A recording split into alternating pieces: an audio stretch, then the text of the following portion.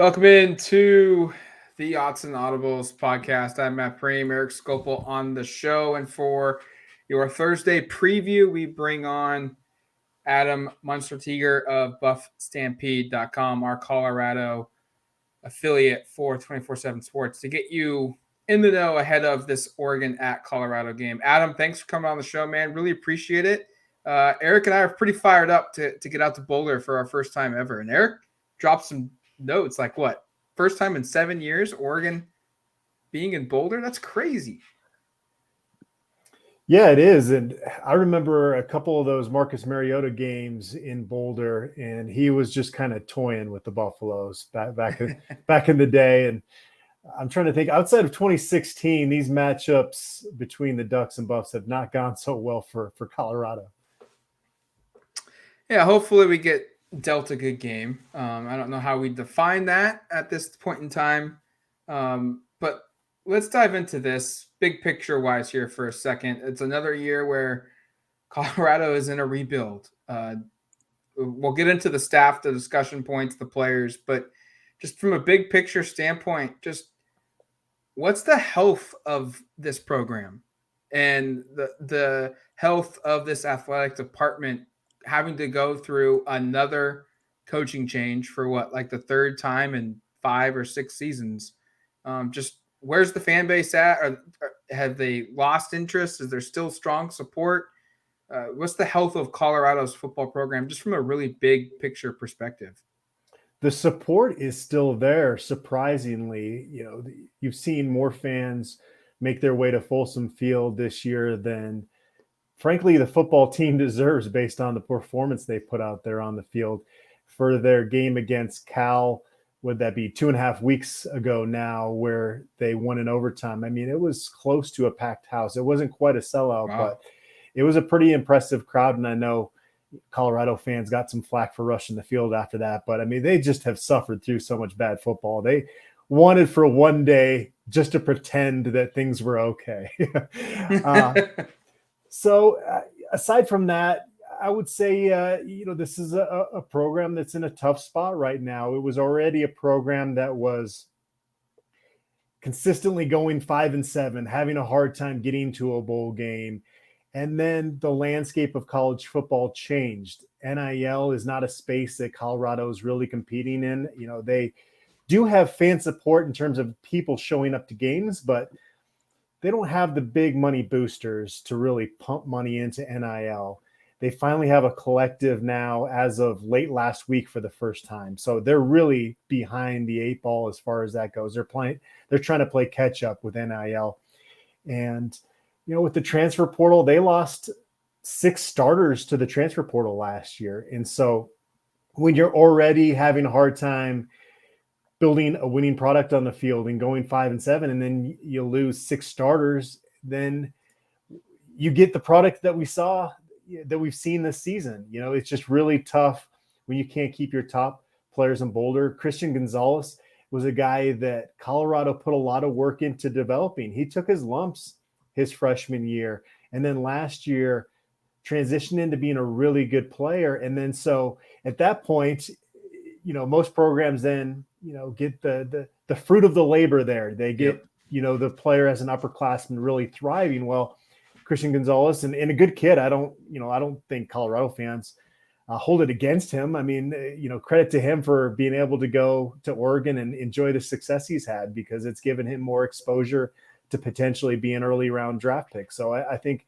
most reasonable Colorado folks understand that, but from the perspective of where the Buffaloes are trying to build as a program, that just kills you. And so they've had to play guys a year or two before they're probably ready. Talented guys, but just too many freshmen and true sophomores that are part of the mix and are asked to be starters and key players for this Colorado program. And so it's going to be tough. I mentioned that they finally have an NIL collective now. There's also an issue they have as a program with bringing transfers in. So you lose 6 transfers to the transfer portal going out, and they were able to bring a couple guys in. Josh Chandler-Samedo, who led West Virginia in tackles last year, is one of their key linebackers. So that helps. You brought in RJ Sneed from Baylor. He led the Bears in receiving 2 years ago, but He suffered a foot injury in the spring showcase and really hasn't played up to the level of what we saw him play at Baylor. Aside from that, it was really tough because Colorado has some transfer credit issues where they can't really bring in second and third year guys in college. So they either have to bring in transfers that are in their first year of college or are grad transfers. And so there are some of those guys out there, but that pool of guys that you're looking at is smaller, and you're already a program that doesn't have recent success on the field. So it's just really tough. The only thing that Colorado really has is currency to try to bring in folks and talented guys from high school or transfers that fit into that first or grad transfer window are, the guys that really want to play, because that's what Colorado can offer right now is playing time. And so they'll have to do that again. They do just need a head coach that has that charisma that can sell Boulder. Tad Boyle on the basketball side has done that. He's found a way to make it work without making excuses. It's really challenging. Rick George, Colorado's athletic director, is trying to find that guy right now. It does help this time around. They have 2 months to find their next head coach. When they hired Karl Dorrell, it was basically in panic mode because Mel Tucker left to Michigan State in early February with spring ball set to kick off at Colorado. So they were scrambling. There just aren't a lot of coaches in the market in February. Guys have figured out where they're going to be for that upcoming year. And so they took a chance on Karl Dorrell, and that just didn't work out. Good guy, but just no personality and no ability to really try to get the 18 to 22-year-old young men in his program fired up to play football. It's important to have energy as a head coach at this level. And Karl Dorrell had spent, outside of his head coaching stint at UCLA, spent most of his career in the NFL, and it was a different animal. He came back to the college game, and recruiting had changed so much, and then NIL had changed and the portal had changed. And so he was trying to figure out how to do it. And it was just, he couldn't do it in a short period of time. And again, didn't have the personality really to sell Colorado. Adam, I want to talk about the person that's replaced Karl Dorrell, and that's Mike Sanford, elevated to interim head coach. I guess first off, is there a chance he retains the position? Is that even a possibility? And then just bigger picture, what has he done to maybe reshape things? I think it's always impressive when an interim head coach comes in and gets a win, especially when a team is struggling the way they were. That win over Cal kind of stands out to me. I know head coach Dan Lanning from Oregon's side has talked about how the team seems to be playing with fire. They don't seem like a team that's quit on their season. Obviously, that is, I think, the ultimate barometer when you're looking at an interim coach. How can they kind of get that program kind of on the right footing? What have you seen from him? And then to my earlier question, kind of, is he someone that you could see sticking around in a full-time capacity? It's going to be tough. Mike Sanford probably needed to go 4-3, and maybe you would consider him if he went 3-4 down the stretch, but they have just that one win against Cal. And then the month of November is just a really daunting stretch for the Buffaloes. They start with Oregon this week.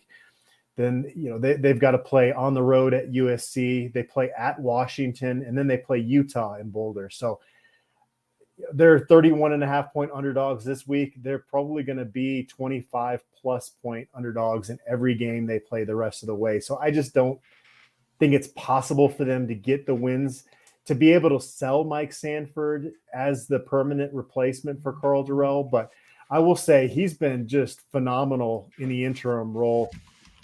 Everything that you'd kind of want the next head coach at Colorado to do, he's been doing in terms of media relations and his charisma in recruiting. They've picked up a couple commitments this week, which just seems strange because these guys are committing to a program where they don't know who the head coach is going to be in the future. But Mike Sanford has just really brought a lot of energy with him into the gig. And I think I wrote it in my response to your email, Eric, for the Q&A, that he's relating with not just the star players on the team, but he's found roles for walk-ons that have made an impact, that were a key in Jordan Tyson returning an 88-yard punt return for a score against Arizona State last Saturday. He's gotten guys that weren't even dressing to now be key guys on special teams. And he's relating with everybody in the building. And he comes into his press conferences, and they were pretty dull when Karl Dorrell was the head coach at Colorado. It was kind of like going to study hall almost. And now it's a fun atmosphere to be around. They've changed up the way they practice, and it's just a lot more energetic, a lot more fun for the players. So that's all been great. But it's a bottom line industry, and if he goes with one win down the stretch, you can't hire the guy, unfortunately. And this isn't his staff. Who knows if he brought in the guys that he wanted to and ran things the way he really wanted to, how that would look. But I don't think we're going to get an opportunity to see that. But Mike Sanford, if I was a head coach at, I don't know, a San Jose State, and you're in the market, maybe that's, they'd like their coach right now, but a market like that, I would hire Mike Sanford without question. He's definitely got a lot going for him as a coach. You've already done a lot of this, Adam, and good answers. I appreciate the kind of the details you've given here on this search, because I think there's some Oregon fans who are curious. This will be the last one before we get into some of the game stuff. But like, what kind of traits, other than what you've already outlined, that maybe Mike has provided and are kind of needed to rebuild this program? And then if you can share maybe a couple of if there are other internal candidates, or if there are people on the outside that have emerged that you think are worth kind of looking at here. As you said, kind of interesting when you have such a large window to make a decision. To give you some time, which can be a good thing, but maybe sometimes that's not the case. Well, you guys are coming out to Boulder this weekend, and I'm curious to get your take on after visiting it. I mean, it's a pretty special place. There's a lot to sell at Colorado. It's a destination place. They don't have the recent success, and these recruits, they don't have long memories. And so if you can somehow get a coach in that is able to sell Boulder the way it can be sold, like I mentioned, Carl Durrell didn't have the personality to do that. So somebody that can have the charisma similar to what Mike Sanford has done here, pulling in commitments when those guys don't know who the head coach is going to be. So that's the key. There are the limitations with the NIL and bringing transfers in. And we have heard the new president of Colorado mention that they might potentially make some changes to make it easier to bring in transfers down the road. That would be huge, because obviously the landscape of college football, if you're not bringing in guys every year, it's going to be really tough to sustain success. And so that would be big for them. But really just finding somebody that's passionate about the place. And I think Mike McIntyre was pretty close to doing that in 2016. They won 10 games when the Pac-12 South went to the Alamo Bowl, but he was more of a program builder than a guy that could kind of take that next step as the coach. You brought in Mel Tucker, and he did some things really well in 14 months, but he was only in town for 14 months. Somebody like that's actually was willing to stick around, I think, is what this program needs. But it seems pretty dire right now just because they haven't had that success. But you put together a couple 6-win seasons, and I think you could see this program kind of pull itself out of being a continual laughingstock into more of a competitive program. One more final question about big picture stuff at Colorado before we take a quick break and we get to the game. But Kenny Dillingham, there's a lot of interest from ASU standpoint in him, Oregon's offensive coordinator. Just what have you heard? Would he qualify as a candidate for Colorado? There's a lot of excitement with him and what he can do with, on the offensive side of the ball at Oregon. Is that a guy that would fit the criteria for Colorado? He checks a lot of the boxes for sure. Now, this is Rick George's third head coaching hire, and he's under a lot of heat right now. Fans are pretty frustrated with him as Colorado's athletic director. So he's got to hit on this hire. And I think with Dillingham being so young, maybe that's a risk. It'd be really hard for him to take, even as well as he's done there at Oregon. Just, he doesn't have that lengthy resume and that history as a head coach that I think Rick George would ideally like to have, just because his job, and his legacy at Colorado kind of hinges on this hire. And so that would be risky for the simple fact of his age. All right, when we come back, we'll continue our conversation with Adam about the Colorado, Buffalo, and the Oregon Duck football game this weekend. All right, welcome back to the Autzen Audibles podcast. All right, Adam, let's talk this actual game on the field on Saturday. Every team, no matter the level of how high they are or how low they are, they've got talent. There's there's players on Colorado's team that would play for some of these, better programs in the Pac-12. But just from your perspective, who are those guys on this team that Colorado, that Oregon fans need to know about? That, hey, yeah, maybe collectively this team isn't very good, but at this position group, they're loaded. They've got talent here that's going to push Oregon, make things difficult. I wouldn't say there's necessarily a position group that's loaded, but yeah, there are individual players throughout the roster that would be able to compete at some of the better programs. Like I mentioned, Christian Gonzalez was a guy that was developing in Colorado and then transferred to Oregon, and he's done really well there. Guys that are kind of in that mold, maybe not quite to the extreme of Gonzalez because he's a pretty special talent, but right. Casey Roddick at guard is a guy that's going to have a chance to get drafted into the NFL. Montana Lamonius Craig at receiver has started to come on here recently, especially since the coaching change. Made a really impressive touchdown grab in overtime in their win over Cal, and is a guy that they're targeting more and more as the season goes along. True freshman-wise, Jordan Tyson has really come on. He was the Pac-12 Freshman of the Week this week, the Pac-12 Special Teams Player of the Week as well. Had over 100 yards receiving and had an 88-yard punt return for a touchdown against Arizona State last week. And he's a guy that you've seen early on, had a few drops, and he just continues to gain confidence, and he's going to be a guy that you'll see them target on Saturday as well. Terrence Lang as a defensive end is a fifth-year senior that has started to come on and has adapted well. We talked a lot about Karl Dorrell getting fired as a head coach. Well, Colorado also fired Chris Wilson as their defensive coordinator, and since they made that change, Gerald Chapman has moved some pieces around defensively and gotten a little bit more out of them. Especially in the first game, they held Cal to 35 rushing yards in that game. Now, they haven't looked as good defensively in the last 2 weeks against Oregon State and Arizona State, but you started to see some of the individual guys on defense shine a little bit more, and Terrence Lang's one of those guys. Guy Thomas off the edge is a senior that has shown the ability to get after the quarterback at times, and he started to play better since the coaching shakeup.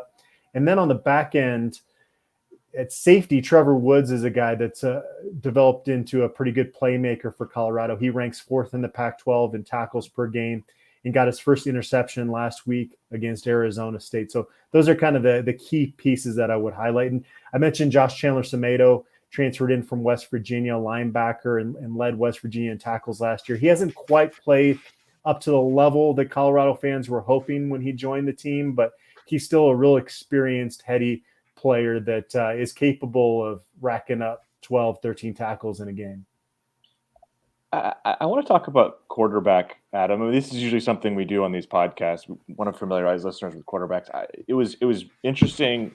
I don't know what the right adjective is to use to describe Colorado's quarterback situation this year. It's just kind of been messy. I don't know if that's appropriate. Start with Lewis, who was a guy last year. I think there was some optimism maybe that he would develop into a pretty high-end player, and he made the first start.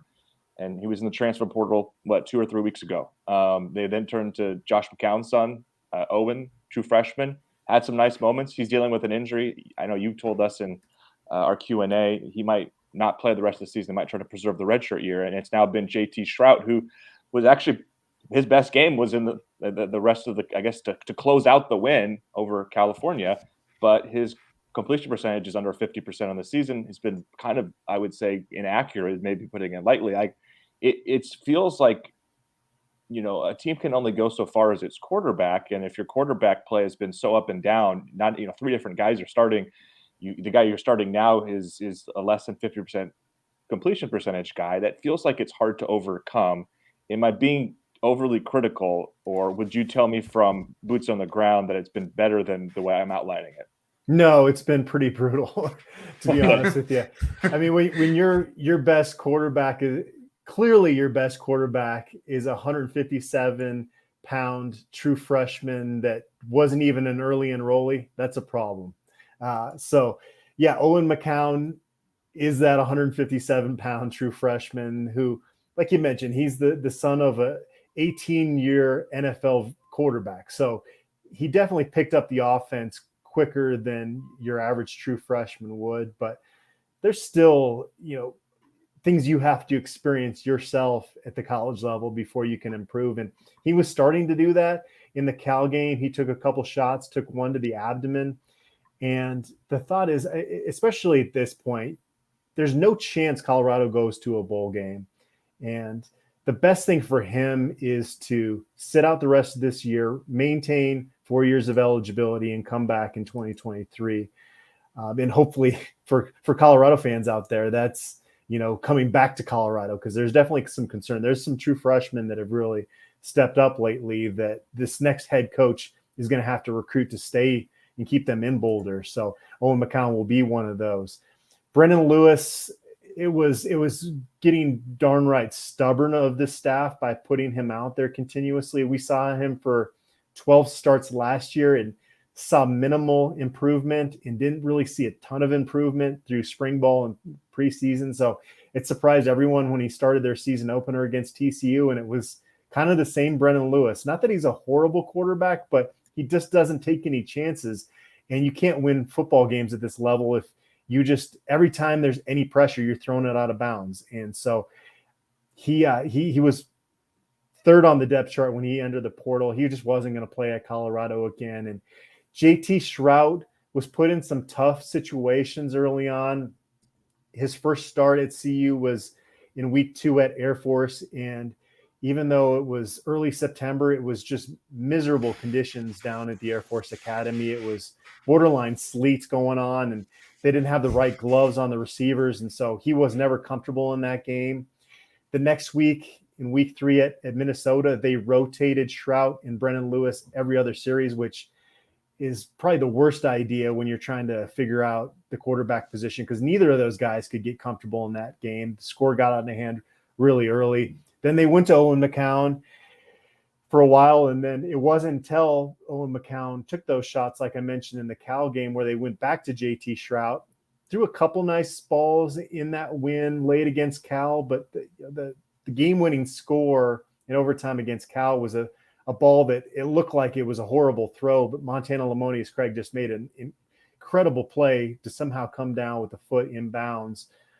And then out at Oregon State in JT Shrout's next start he looked horrible, just no accuracy. Last week against Arizona State, he made a couple really nice throws, but again, just the consistency was not there. He makes poor decisions, doesn't have accuracy like you mentioned, doesn't know how to really throw touch on the ball at times. There's some screen passes where he just fires it in there 100 miles an hour, and he just has not learned how to change speed with his throw. Sometimes it looks like a kid trying to skip rocks on a lake. It just comes firing in there. And because of that, if the throw's a little bit off, it doesn't give the receiver any chance to adjust to the ball. And so that's been part of the issue. Now, he does have a lot of arm talent, and he doesn't have a ton of experience, even though he's a junior. He only started one game at Tennessee before he transferred to Colorado, tore his ACL, missed all of last year. And so his starts have come that have kind of detailed here in the last couple of minutes. Some in bad weather conditions, but he's been given a chance here the last couple of weeks, and he hasn't really run with that opportunity. And so it's hard to be too optimistic about that position going into Saturday's game. Adam, maybe this is like a two-parter that are loosely connected here, but first of all, what's the atmosphere going to be like you anticipate? It's a top 10 team coming in. Like you said, when Cal came, it was near sellout.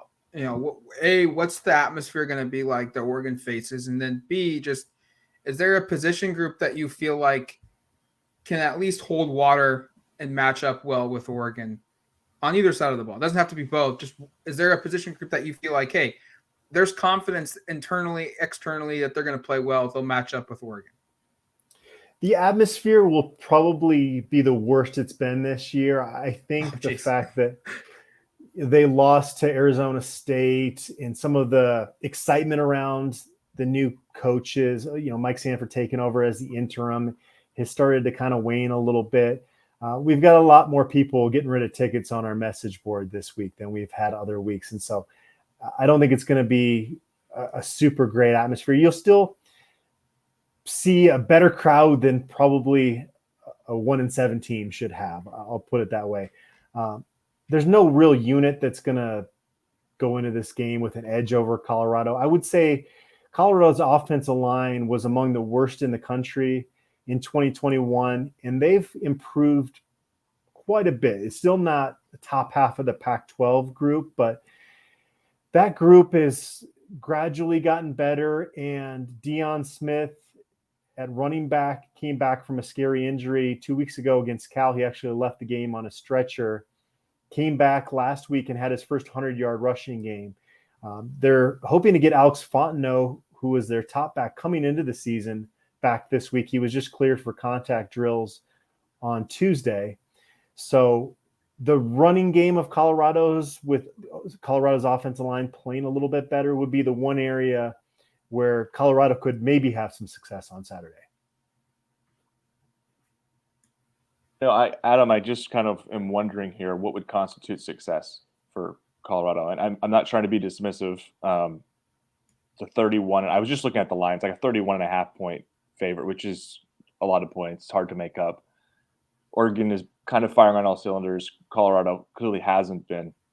Would you tell me that there's some optimism that this game could be competitive for 4 quarters and Colorado could pull this out? Or what are fans expecting, like, that would make them come away feeling like that was a positive Saturday experience? Yeah, Colorado's not winning Saturday's game. So we'll throw that out initially. What would constitute a moral victory, I think, would be that you have folks tuning in to the second half. You know, if you go into halftime at least, I don't know, within a couple scores, I don't know how realistic that is, but just to have a reason for Colorado folks to feel like it's worth you sticking around past halftime, I guess, would be the answer there. Or I don't know, folks that are gambling on the game, being able to cover that spread, I guess, would be the answer there. But I don't know. There's been a couple games. I remember back in 2012 when Colorado had a similarly awful season. They went 1-11 that year and fired John Embry as their coach that year. They were a 30-something point underdog, and Oregon had covered by midway through the second quarter. So, people look at that 31.5 point spread and think that's a lot of points, but I wouldn't be surprised if going into halftime, Oregon's already covered that. Adam, last question from me is just, you've done this a long time. I've associated our coverage of Colorado with you. That's all I know. Is this as dark as it's been? Because I don't want to make fun of Colorado, but just, can you give us an idea of just, is this as bad as it's been at Colorado? Because it doesn't feel like, yes, it's a 31 point spread, but there's very little positives right now coming out of Colorado. Is there any kind of positive coming out of Colorado football right now? I would say the 2012 team that I referenced there that went 1-11, they actually ranked dead last out of FBS programs in scoring margin that year. That was slightly tougher to watch, that team. I say slightly, and that's only because they fired Durrell after 5 games, and Mike Sanford's injected this program with some energy. Had they continued to stick with Carl Durrell, it probably would have been similar, maybe even worse than that 2012 team. So it's pretty bad. And I mentioned the issues bringing transfers in with the landscape of NIL. It's just really tough for Colorado to compete, but you hire the right coach, and like I mentioned, Boulder has things to sell. It's not a place that's out in the middle of nowhere that no one wants to go to, but it's going to be a tough rebuild for whoever takes over. It's pretty bleak right now, though, and it's tough to find that optimism. Well, Adam, thank you for coming on the show, giving us a perspective of Colorado. Look forward to crossing paths with you in the press box. I know Eric and I are pretty jacked up about this one.